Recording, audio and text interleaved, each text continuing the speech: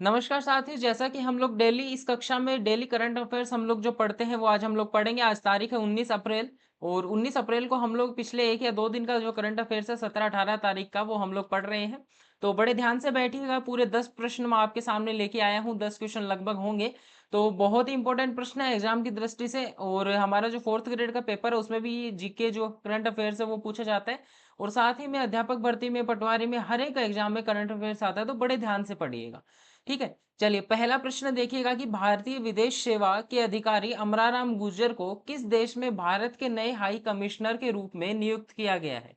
प्रश्न समझिएगा। भारतीय विदेश सेवा मतलब आईएफएस। ठीक है। इनके एक अधिकारी है कौन, अमराराम गुर्जर। कौन है अमराराम गुर्जर, इन्हें किसी देश में भारत के नए हाई कमिश्नर के रूप में नियुक्त किया गया। अब हमें देश का नाम बताना है, तो बताइएगा किस देश का नाम आप लोग बताएंगे।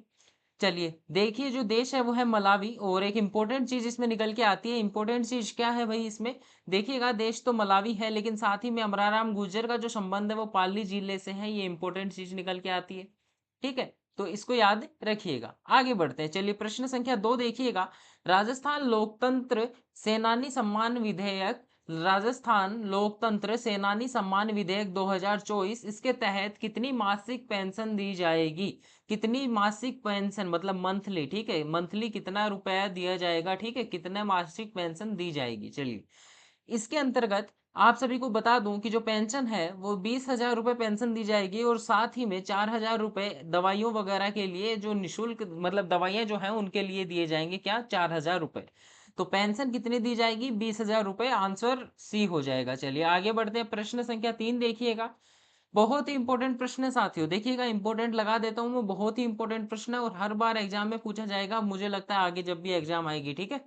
शिक्षा विभाग द्वारा, शिक्षा विभाग कहाँ है, उदयपुर। ठीक है, शिक्षा विभाग उदय नहीं, माफ कीजिएगा, शिक्षा विभाग द्वारा उदयपुर की सरकारी स्कूलों में, ठीक है, थोड़ा गलती होगी यहाँ पे, कि उदयपुर में जो सरकारी स्कूल हैं उनमें एक नया इनिशिएटिव शुरू किया गया है। उसमें क्या किया गया है, विद्यार्थियों की ऑनलाइन हाजिरी लगाने हेतु एक ऐप बनाया गया है। ठीक है, बहुत ही बढ़िया इनिशिएटिव है। ठीक है, ये जो शिक्षा विभाग है ये समय समय पर बहुत सारे इनिशिएटिव करता रहता है। अभी एक पानी की घंटी नाम से इन्होंने कार्यक्रम चलाया था कि जो विद्यार्थी हैं उनको जो हीट वेव है उसका सामना करने के लिए मतलब पानी की घंटी लगेगी और पानी पीने के लिए उन्हें प्रेरित किया जाएगा। मतलब ऐसा नहीं है कि कोई विद्यार्थी प्यासा क्लास में बैठा है, तो उस प्रकार से भी एक था, हम लोगों ने पिछली क्लासों में पढ़ा था। ठीक है, लेकिन अब ये जो है ये बहुत इंपॉर्टेंट है क्योंकि उदयपुर की सरकारी विद्यालयों में विद्यार्थियों की ऑनलाइन हाजिरी के लिए, क्योंकि ना कई भी स्कूलों में क्या होता है कि 10 बच्चे पढ़ रहे होते हैं लेकिन फेक एडमिशन दिखा के 50 बता देते हैं। ठीक है, तो इस कारण से इन्होंने क्या किया कि एक ऐप बनाया। अब कौन सा ऐप है, 3 में से बताइएगा।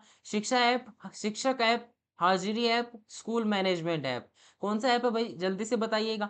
देखिए इसका जो ऐप है, इस ऐप का नाम है शिक्षक ऐप। कौन सा ऐप है, शिक्षक ऐप। ठीक है, चलिए आगे चलते हैं। प्रश्न संख्या अगला देखिएगा।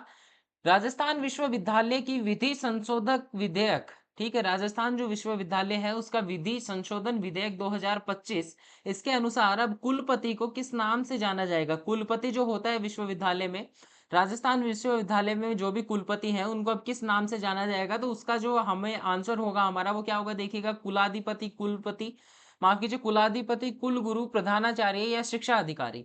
देखिए शिक्षा अधिकारी भी नहीं होगा और प्रधानाचार्य भी नहीं होगा, ये तो आपको पता ही है। अब दो है, कुलाधिपति अलग होता है, ठीक है, कुलपति अलग होता है, कुलाधिपति अलग होता है, तो एक शेष कौन सा बचा, कुलगुरु। तो ये हमारा आंसर हो जाएगा। आप लोग नॉर्मली जनरल नॉलेज से भी आप लोग ये प्रश्न का उत्तर दे सकते थे।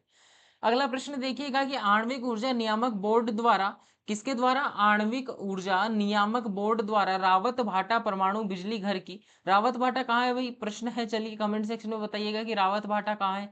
इसकी परमाणु बिजली घर की 7वीं स्वदेशी इकाई से कितनी क्षमता पर विद्युत उत्पादन शुरू करने की मंजूरी की गई है। इंपॉर्टेंट प्रश्न है। 400, 700, 320 और 500 मेगावाट, कौन सा होगा भाई बताइएगा। 7वीं स्वदेशी इकाई से कितनी क्षमता पर विद्युत उत्पादन शुरू करने की मंजूरी प्रदान की गई है। तो इसका आंसर क्या हो जाएगा, इसका आंसर होगा 320 मेगावाट। ठीक है, आंसर क्या हो जाएगा, 320 मेगावाट।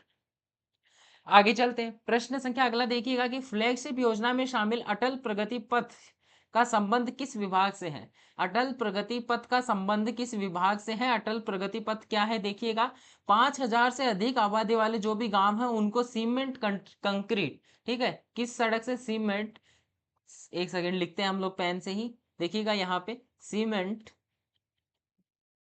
कंक्रीट सड़क द्वारा जोड़ना। किन्हें जोड़ना है भाई? 5,000 से अधिक आबादी वाले गांवों को। ठीक है, अभी जो वर्तमान में है शुरू हुई है, तो उसमें पहले चरण में 10,000 से अधिक आबादी वाले गांवों को जोड़ा जा रहा है। ठीक है, तो फ्लैगशिप योजना में शामिल कौन सा है? एक अटल प्रगति पथ नाम की योजना फ्लैगशिप योजना में शामिल है। तो इसका संबंध जो है वो किस विभाग से है, ये पूछा गया है प्रश्न में। तो देखिएगा, इसका जो संबंध है वो सार्वजनिक निर्माण विभाग से है। किससे संबंध है? सार्वजनिक निर्माण विभाग से संबंध है। प्रश्न अगला देखिएगा, राजस्थान डेटा सेंटर पॉलिसी 2025 का संचालन किस विभाग द्वारा किया जाएगा?